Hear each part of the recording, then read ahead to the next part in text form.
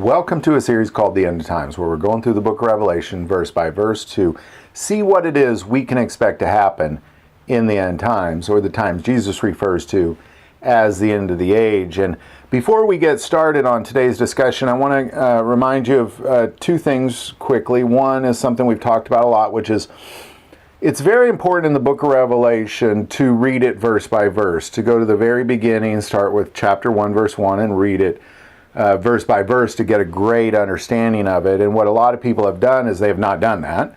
They've just grabbed certain verses and then they suddenly think they know what's happening because they understand a verse, or they think they understand a verse. So if you haven't watched the other episodes, or you haven't gone through a study with somebody else, do take the time to do that. Now, you will get something out of this, but to truly understand, you really got to go verse by verse. The second thing we need to discuss is something that we've discussed often as well, which is the timeline. And we're going to bring it up here just to try to eliminate any confusion, because where we are in the book of Revelation is we're in chapter 16, where the final plagues from God are being poured out in the form of 7 bowls and 7 plagues by 7 angels. And that completes the wrath of God. So all the wrath that God has will be complete after these 7 bowls are poured out onto the earth. And where we are on the timeline of this is there's 3.5 years of tribulation. There's 3.5 years of warring of the saints. This is where the Antichrist in the world declares war on anybody who stands up for Jesus Christ. If you stand up for Jesus Christ, you're a criminal.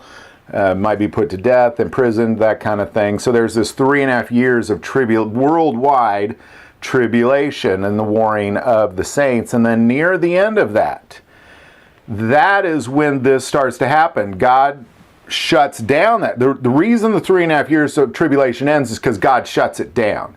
He shuts it down through his wrath, and that's where we're seeing now. And then there's this 45-day period of time after the 3.5 years before the coming of Jesus Christ. So you have this 3.5 years, then an additional 45 days.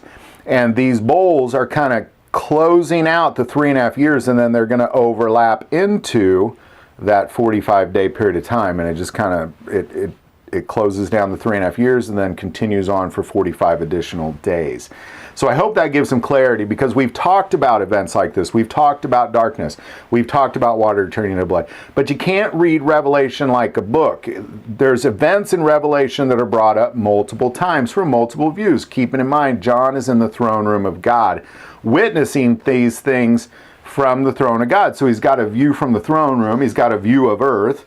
So we're seeing it multiple times. So you're not seeing the earth darkened multiple times as we get into this next verse, but we're going to explain all that here. So we're just going to pick it up where we left off. The 5th bowl of judgment for the wrath of God. Revelation 16, starting verse 10. Then the 5th angel poured out his bowl on the throne of the beast, and his kingdom became full of darkness. And they gnawed their tongues because of the pain. And they blasphemed the God of heaven because of their pains and their sores, and did not repent of their deeds. This moment of darkness has been prophesied by many Old Testament prophets. It was prophesied by Jesus Christ himself. And now John is witnessing this. But in Revelation, there's 2 moments of darkness on the earth. There's the darkness on the earth where Babylon is destroyed and 1/3 of the earth is darkened. And then there's another point where the bottomless pit is opened up and smoke comes out and it darkens the entire planet.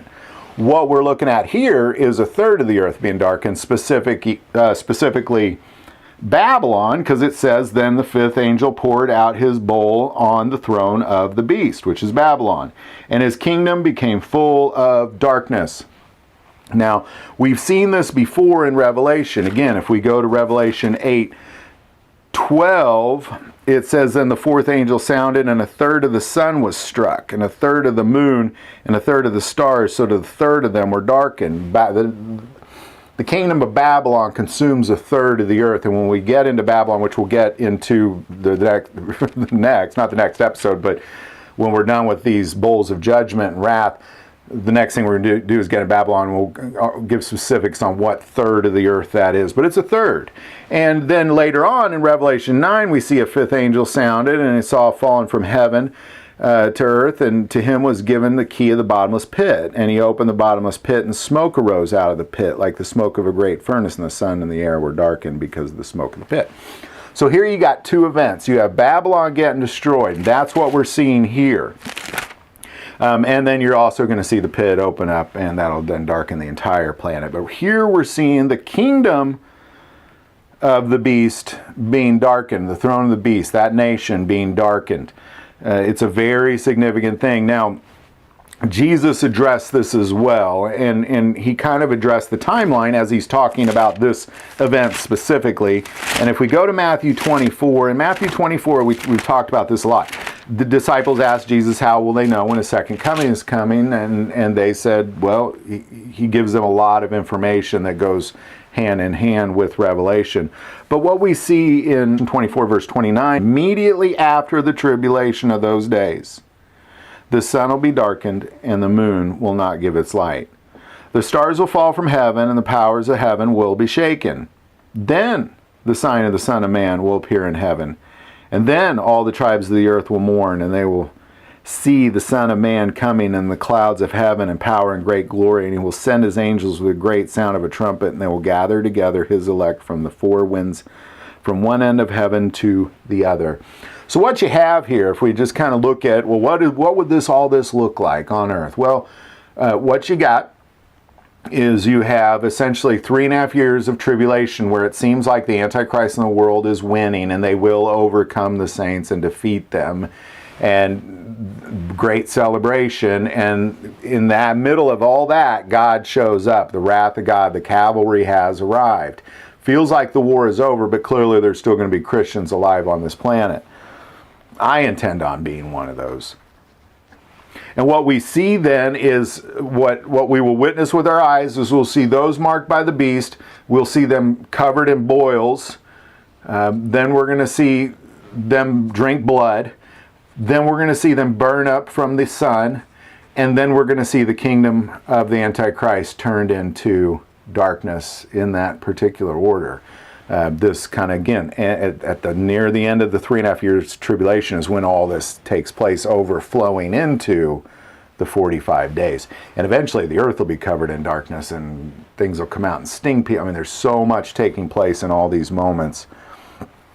But Joel, an Old Testament prophet, he gives some great description into really all of this. He kind of wraps it all up and talks about it to great depth. You know, here at God, Family, and Guns, we only use the Bible as a commentary, and the best commentary to the Bible is the Bible. And Joel talks about this event, again, almost in the entire book of Joel, so you can get quite a bit out of it. And if we go to Joel, starting in chapter 2, he's specifically talking about the second coming of Jesus Christ, the coming of his kingdom on earth as it is in heaven. And we're just going to read through this, keeping in mind what people are going through. They're going to be going through boils. They're going to be going through, drinking blood. They're going to be burning. The mosquitoes are going to bite them. Angels are going to come and destroy them. Everything's going to burn. Everything's going to be dark. Everybody's going to be sick. And then to top it off, angels are going to come and kill them. So, or most of them. So we're going to pick it up in Joel 2 verse 1. Blow the trumpet in Zion and sound an alarm in my holy mountain. Let all the inhabitants of the land tremble, for the day of the Lord is coming, for it is at hand. A day of darkness and gloominess, a day of clouds and thick darkness, like the morning clouds spread over the mountains. A people come, great and strong, the like of whom has never been, nor will there ever be any such after them, even for many successive generations.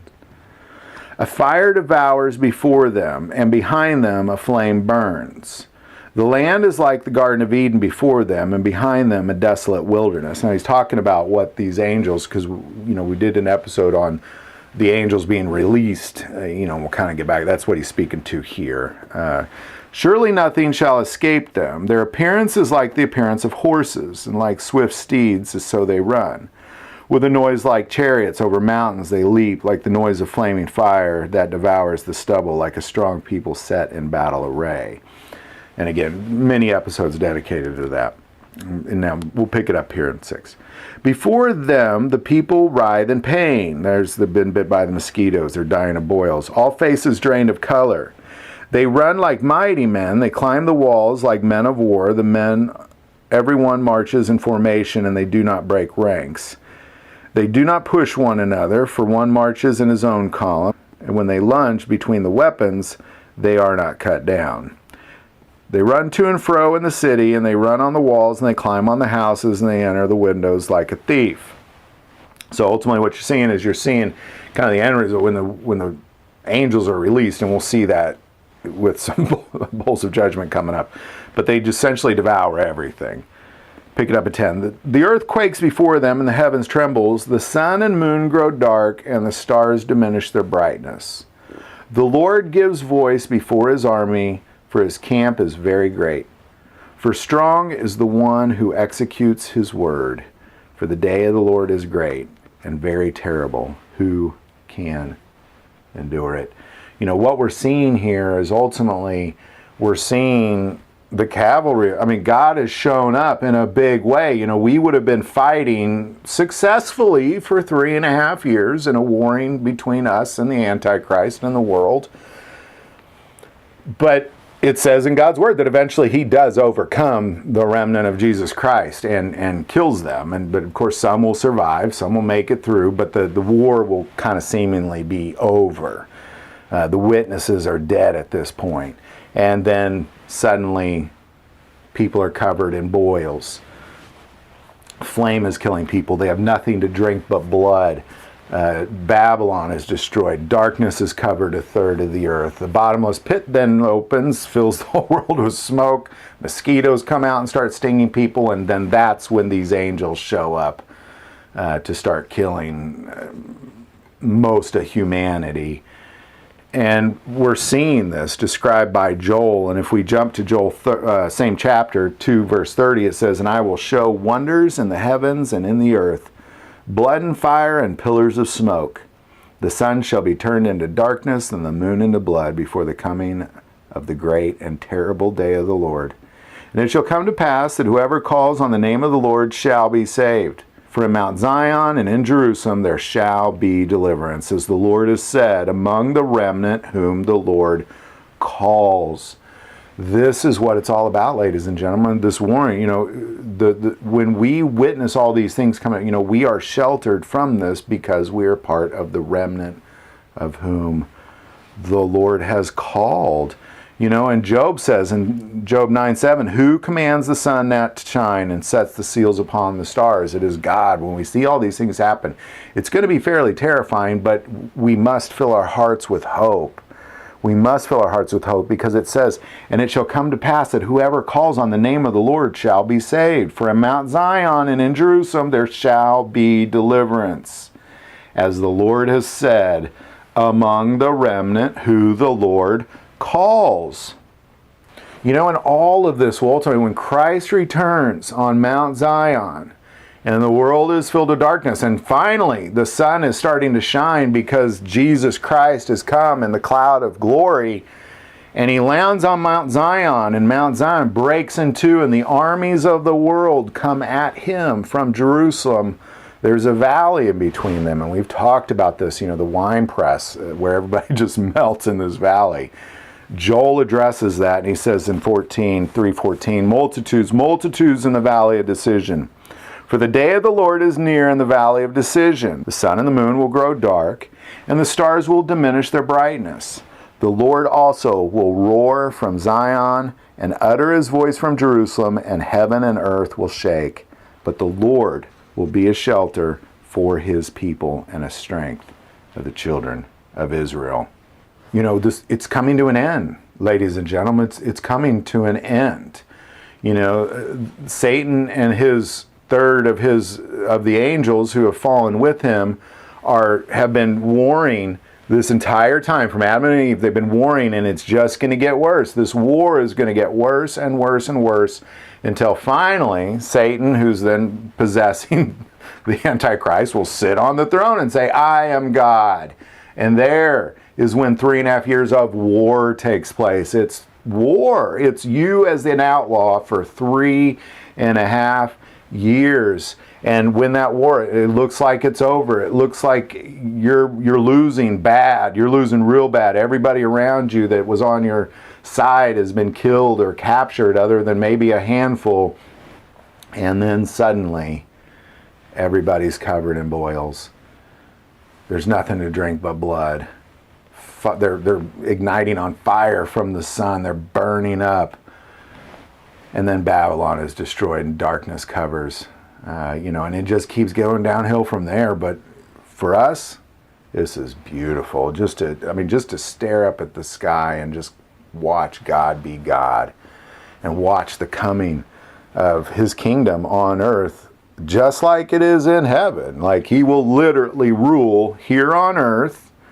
And if you were alive when he returns, you will be on earth as well. You'll literally be here, ruling with Jesus Christ for 1,000 years. It's a beautiful, beautiful thing. So, and I kind of just emphasize that really a lot in this particular episode, because I don't want people to be afraid of these bowls of judgment. I mean, it clearly says who this is for.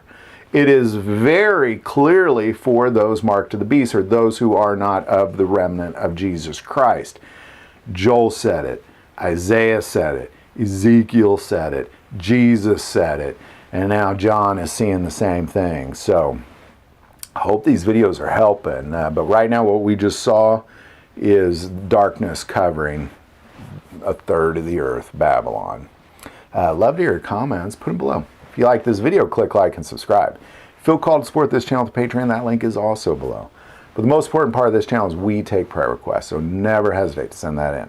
Thank you for watching this episode of God, Family, and Guns. And as always, love God, love your family, and love God.